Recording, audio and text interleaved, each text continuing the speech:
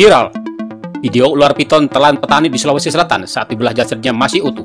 Video tersebut viral di media sosial. Korban dalam kejadian ini ialah Farida, 50 tahun, petani di Dusun Tiga Praja, Desa Kalempang, Kecamatan Pitu Riawa, Sidrap.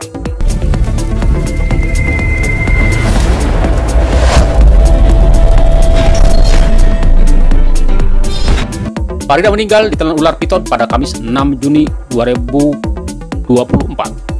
Dalam video yang beredar, warga berusaha untuk menangkap ular piton yang menelan Farida.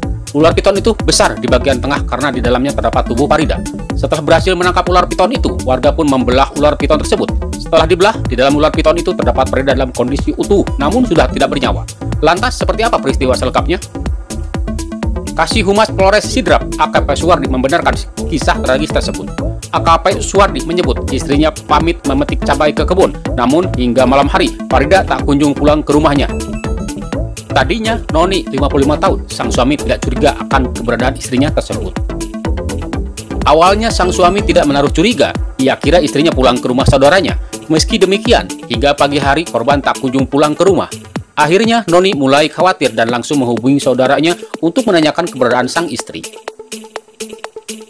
Rupanya berdasarkan keterangan saudaranya tersebut, Farida dipastikan juga tidak di rumah familinya tersebut. Pada akhirnya, sang suami berinisiatif cari korban ke kebunnya. Katanya, sesampai di kebun, Noni ternyata hanya menemukan barang bawaan korban. Dari situlah, Noni langsung khawatir terjadi apa-apa terhadap sang istri.